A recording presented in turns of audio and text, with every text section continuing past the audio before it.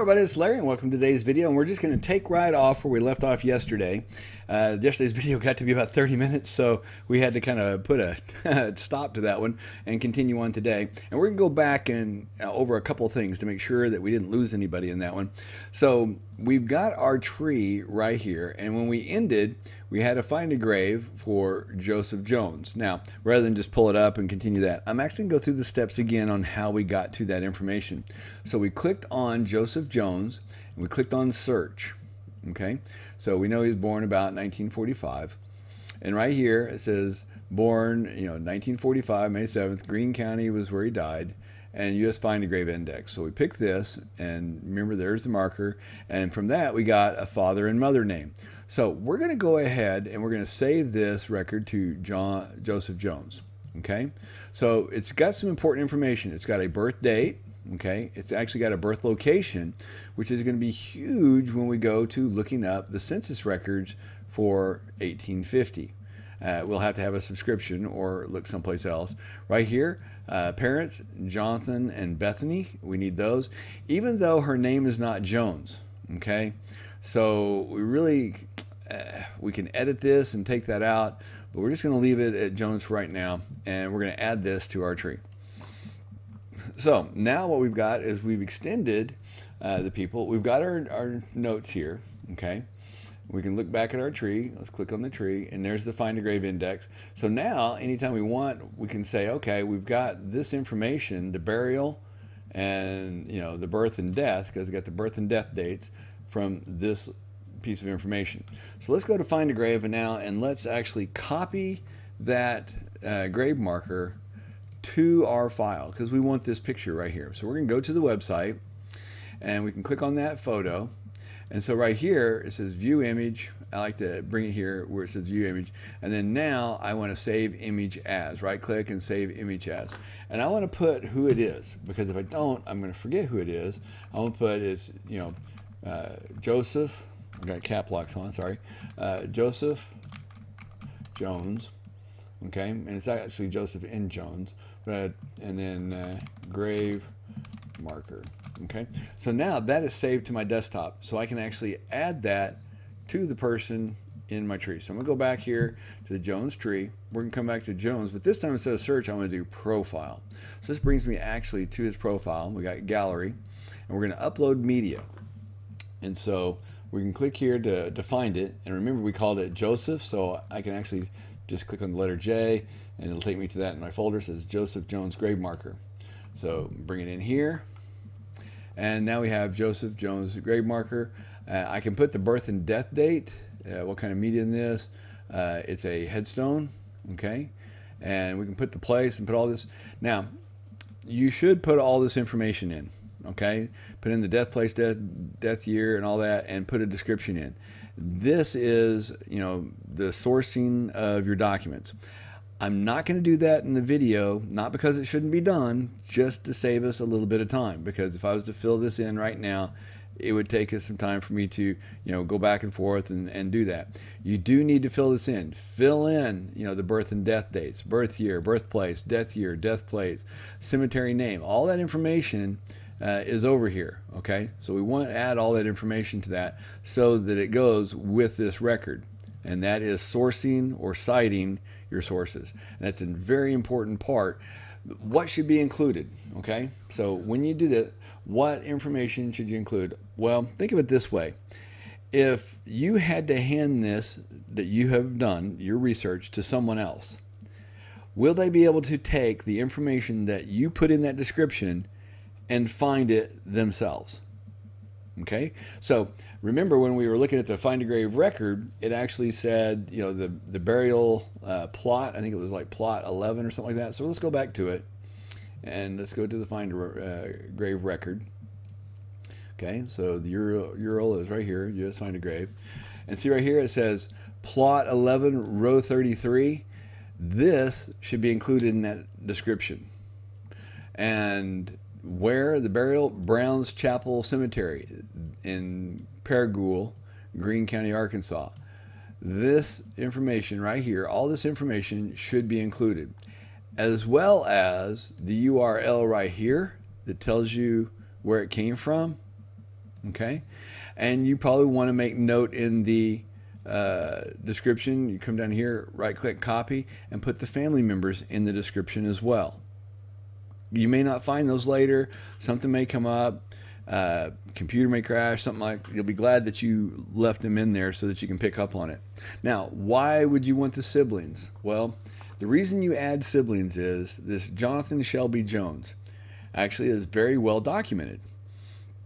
So I may come across Jonathan Shelby who has information on this Jonathan Shelby and on up the family tree. I may not be able to find it going up straight up my branches, but I can come up to, where this is the parents and these have the same parents. One of the descendants for any one of these people or my person may have a tree that goes on up, and I can go to that for information. So you want to keep all of this information as well as the URL. I would also put the date that you found it. That's kind of important because things do change.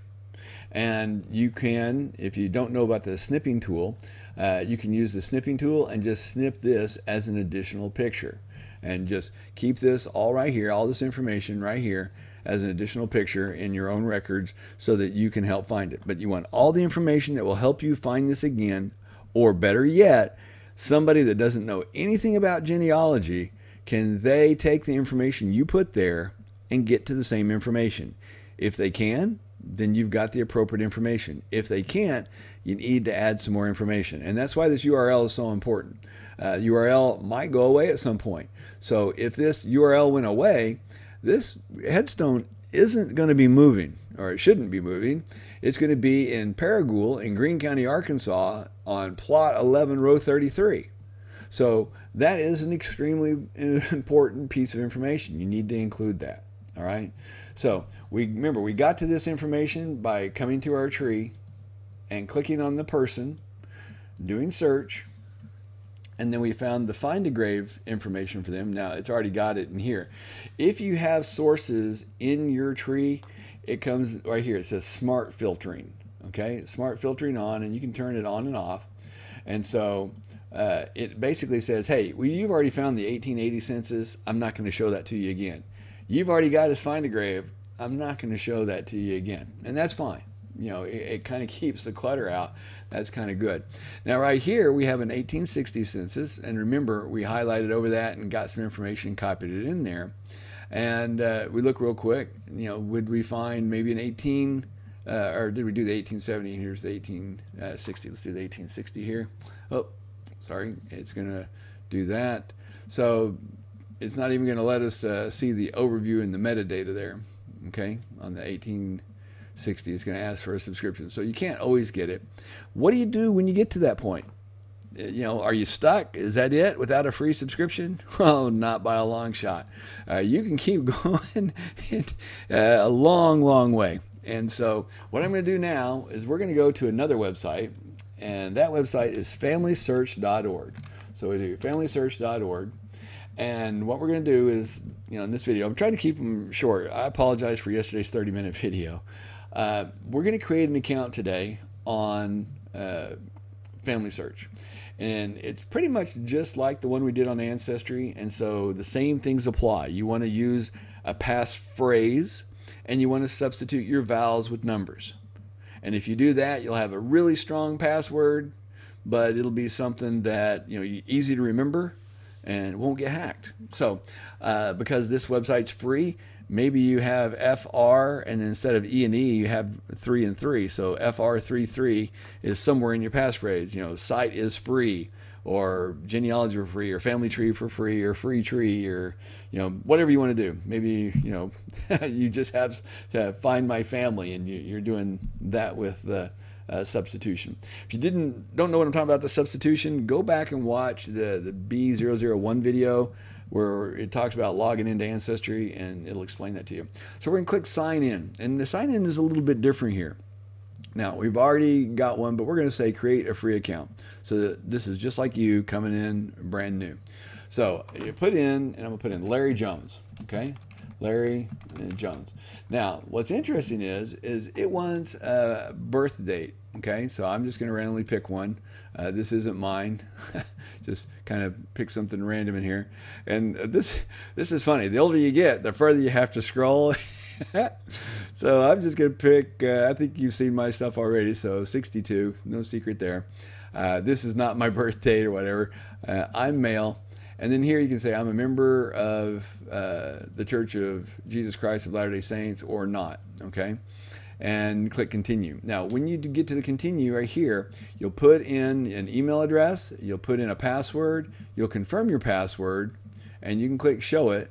You know, if you're wanting to do, like we said, we'd do like FR33 for the, you know, the word free, substituting the E's for threes, since they kind of look like that. Capital E's look like threes backwards. Let's see.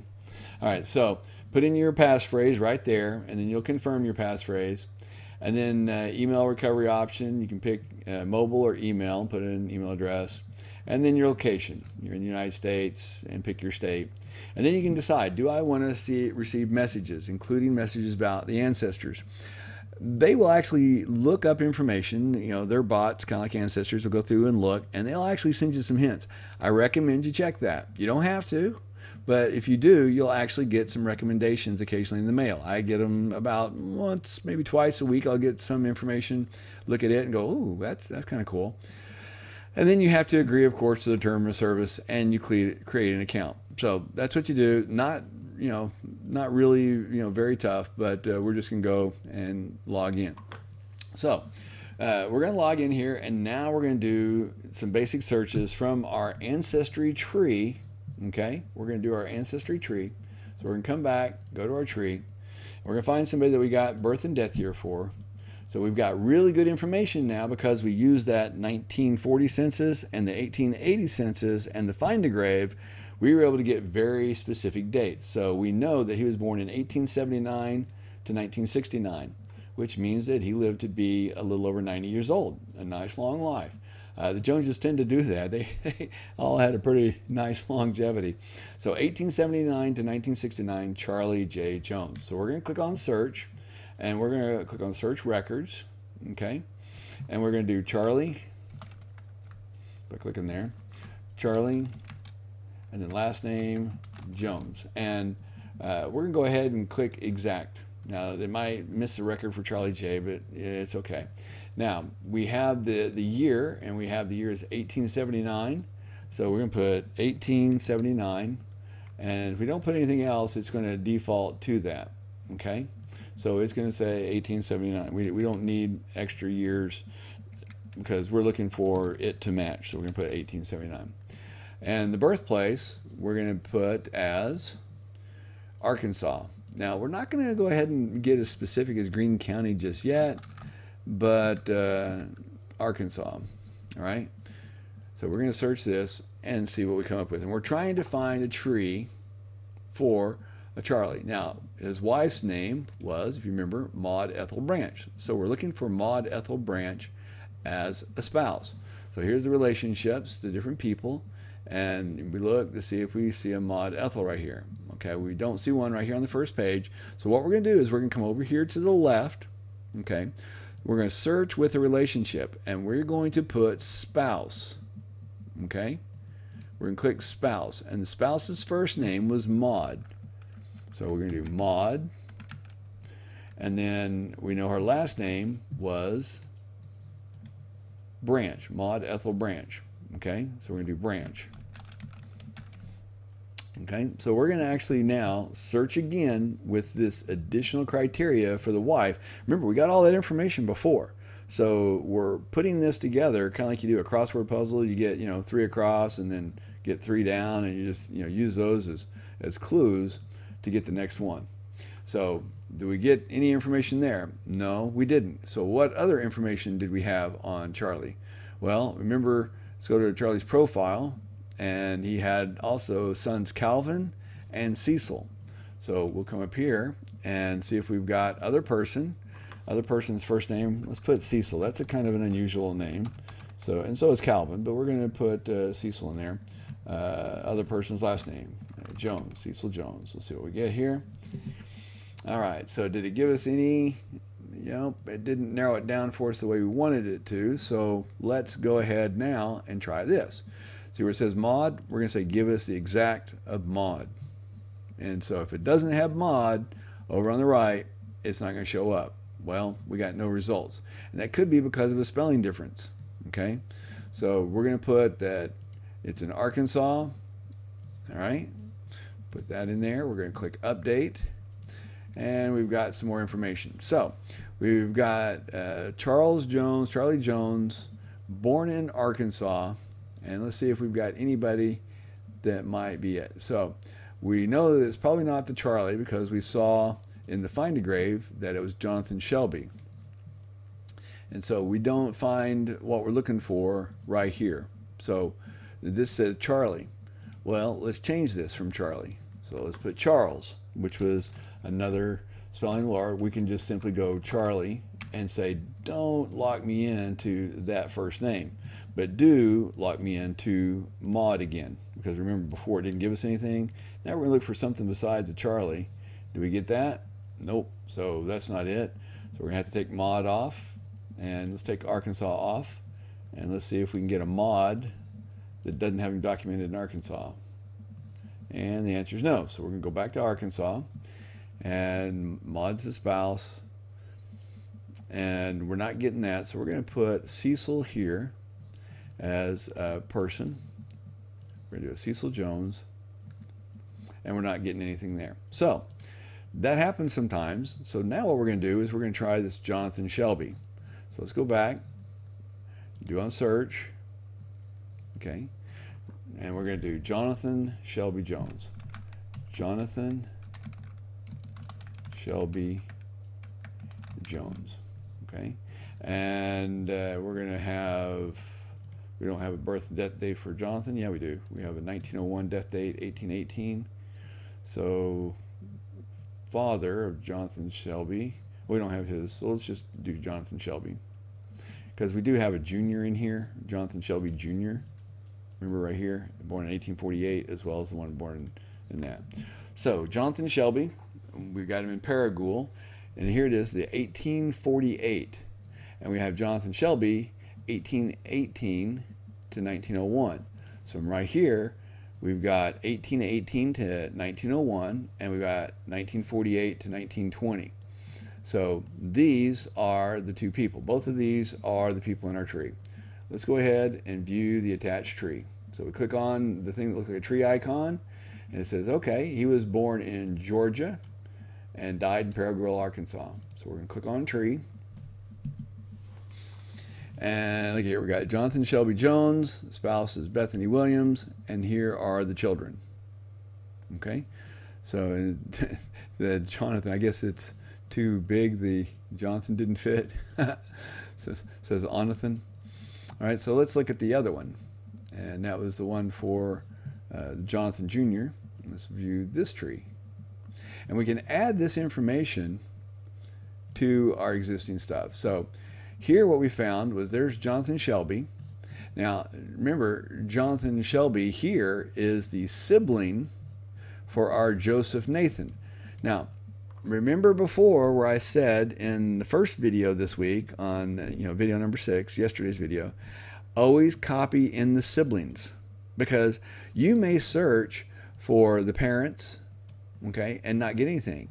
Sometimes you'll search for these siblings. In this case, it was this Jonathan Jones right here that gave us a great piece of information. It's given us the clues that we need because we copied that information and put it in our notes.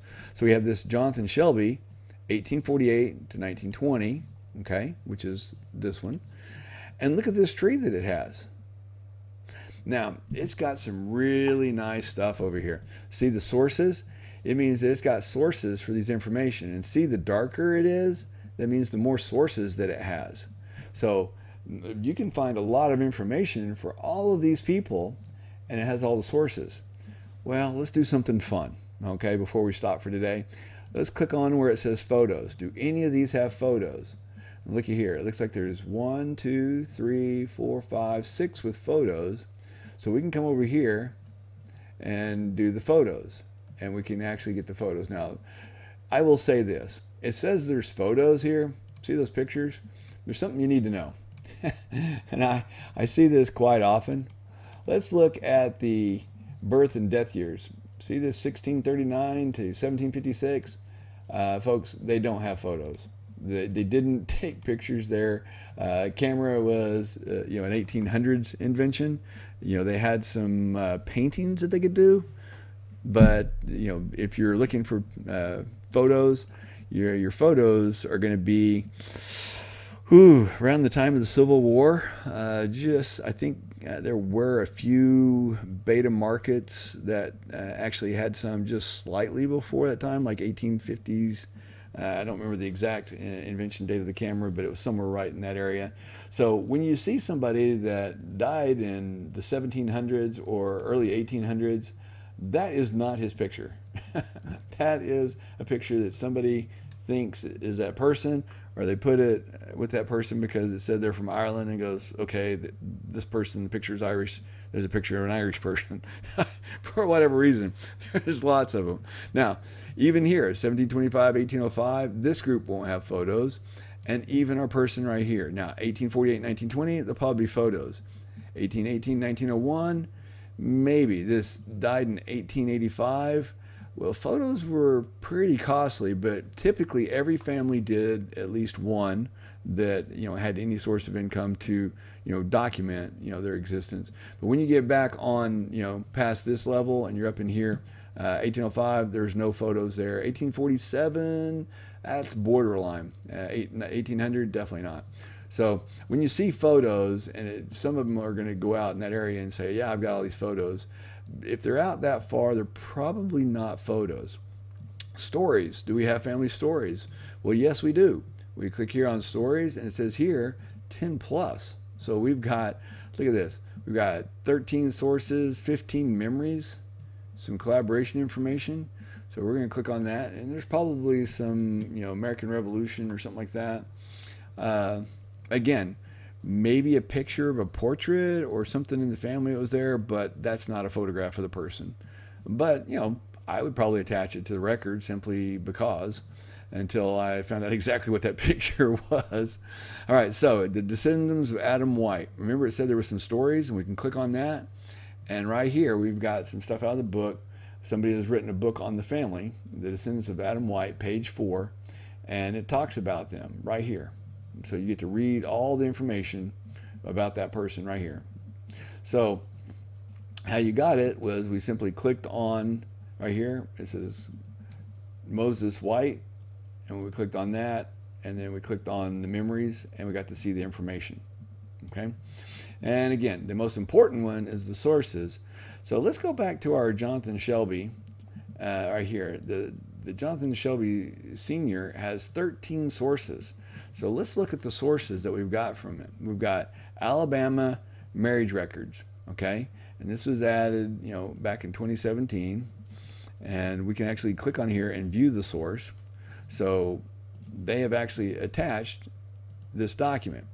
And just like we did with the Find a Grave, we can actually look at this, it's still loading. We can look at this image, assuming it comes up. There we go.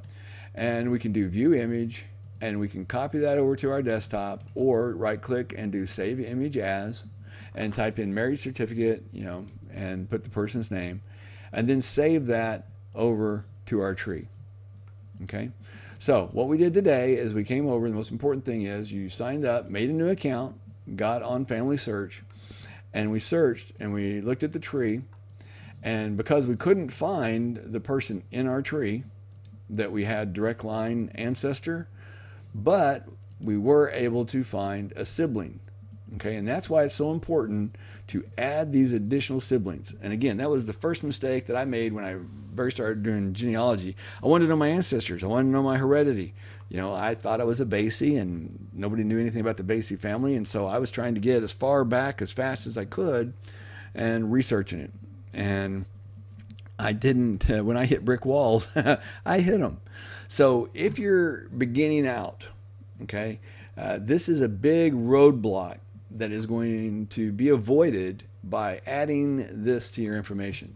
So when you source this headstone, source all this information and bring in all this other information as well into your notes for that person. So you can come over here, you can copy it, okay? And so this is on Joseph Nathan Jones.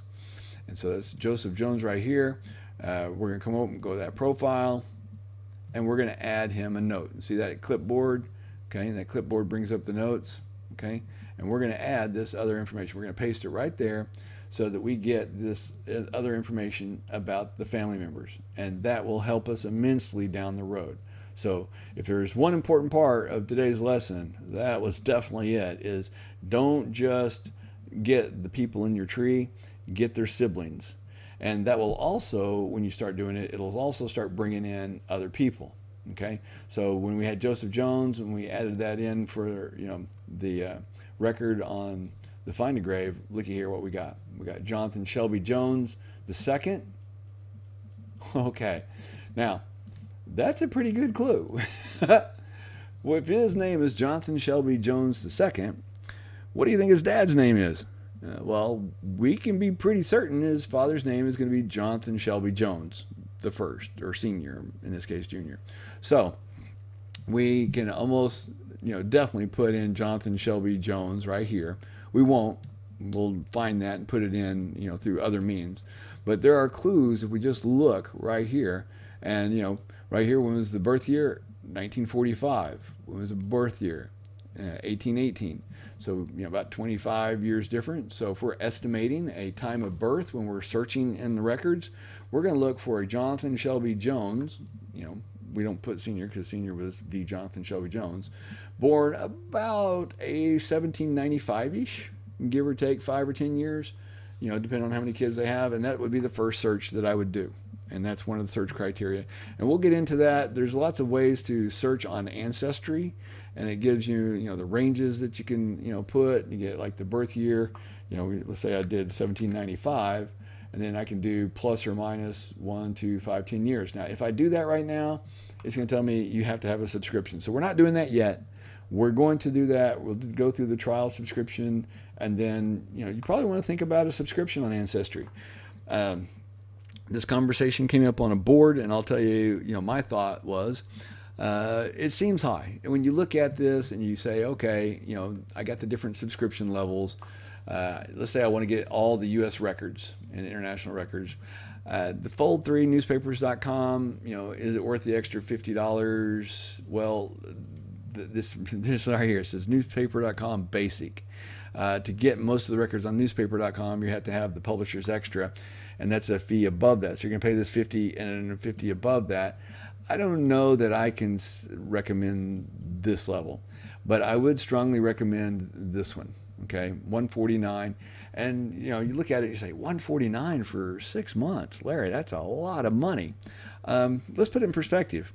$149 is cheaper than a hotel room in a city. Let's assume that you drove by car or flew to some place in the city, let's just say Atlanta, Georgia, and you got a hotel for the night to go look up records locally at, you know, the county clerk's office to find a marriage certificate and maybe some land records and maybe, you know, find some tombstones. You could do that, but, you know, unless you live right there in Georgia, your gas and time is going to be up there. The hotel room is going to be $149 plus tax, and you still have all the associated, you know, food, and you're out and about, so you're going out to eat. It's not like eating at home, and you can't control the weather, so when you decide to go, it could be any temperature, and you can do it for the same price and get that information online, and and millions and millions and millions and millions of other records for other people in your tree from there and around the world for that same $149. So it is pricey at $149, but when you put it in perspective with the actual cost, I mean, if you're still driving very much, you know, you're talking, you know, a few tanks of gas here, you know, $30 for a tank, 5 tanks. You know, when you go out to eat, I don't know about you, I've got 5 in my family. If I go out to a restaurant, I don't hit $149, but if I ate out twice, I would. you know, and I'd feel pretty lucky, especially if I could get away with that and the tip for 2 meals there with all of us out. So, you know, when you're doing that, that's put it in perspective. It's not a bad deal, and it will give you so much information. Now, would I just get to it? I would probably do the trial, take the 14-day trial, but I wouldn't do it right away, because let's shore up and let's get all the information we can for free, and then let's step in there, get our subscription, and really knock this thing home. And how we do it is we get all the information. We have all these, you know, exact years, exact dates on birth and death for all these people in our tree. I meant to click profile there. We have all this exact information, and then we have all of our notes that we've collected, including right here where we would have pasted the siblings, and we can search on them, search on the siblings, search on everybody, and just really go at it and get our money's worth in that 6 months. I mean, we can just say, hey, every Saturday morning I'm going to spend 1 or 2 hours on it for the next 6 months, and if you do that, you will well get your $149 value out of it. In fact, you might want to renew the subscription at that point. I don't know, because if you're finding information, once you hit a brick wall, maybe you're excited and you want to, you know, search it different ways. We'll talk about that in the intermediate and advanced classes on how you can break through some walls. But, you know, getting this tree going, let's get it going, get the freebies, and then we'll turn around and we'll get the paid subscription and just shore all of this information up with all the documents and sources and citations and get us a really pristine tree. And the coup de grace is when you add in the DNA on top of it and validate this. Now, my final comment before we cut this video off and get prepared for the next one, I'd recommend doing the Ancestry DNA sooner rather than later. A couple reasons. One, if you or somebody else passes and you haven't been able to connect that, you've missed that opportunity. Two, it's going to be the only way you're really going to validate this tree. And so when you get the DNA matches, you're going to want to look at those other people's trees. If you have that information and it's already on, you know, your account, but you're ready to click on their trees and see what they have, but you can't because you don't have the subscription, that's the time I recommend your subscription. Because then you can go and look at all their stuff, find that person's information, and I mean, it's just maximizing your subscription to the absolute most. So let's get our basic tree, you know, let's get the Jones family tree, let's get it, you know, built out. Let's get this section right here. Let's fill out as much of this as we can, and then, you know, get our DNA test, you know, going and activated and stuff while we're doing this. Once that test comes back and we have under DNA matches, say we don't have any on this account because I haven't taken on this account, let's wait, maybe get this on sale. It goes on sale for $59, $69 pretty often. Get one of these tests, take this test, and while it's going through the process, you know, and activating, we'll finish working out our tree, and then we'll go and get our paid subscription and be able to use all the advanced techniques with the genealogist, you know, would do for clustering, triangulation, that thing to verify your tree, and work through whatever surprises you may get. All right. Well, again, sorry, longer video, but we wanted to introduce FamilySearch.org, and you know, it has a lot of great information really quick. So right here, I logged in, and it's giving me recommendations. Just because I logged in, it's giving me pictures of family. Okay. There's some pictures that were added. There's a gravestone that was added. There's the burial at Mount Carmel. You know, some other handwritten notes. Another relative. I think this one's kind of cool. Now, this is actually a cousin, not an ancestor, but this was the go to town and get the flour and the mill and stuff like that. That's, you know, it just kind of puts it all in perspective when you look at how hard things were back then. And right here, you click show more, and it'll actually scroll down more. FamilySearch.org has tons and tons of information for free. Okay. So now that we've got it, we're going to work probably the rest of this week on FamilySearch.org and get all the free information we can while we wait on the DNA test and while we prepare our tree. You know, we'll copy this stuff back over into Ancestry. So I'm going to recommend we work and keep our master data right here, but we're going to use some other resources to find out this information to copy over into here. Okay. All right. I hope you enjoyed the video. Again, a bit longer than what I want it to be. If you did, give it a thumbs up. If you haven't subscribed, click subscribe. Don't forget to click the bell notification so that you know when we release the next video in this series. And we'll talk to you again soon.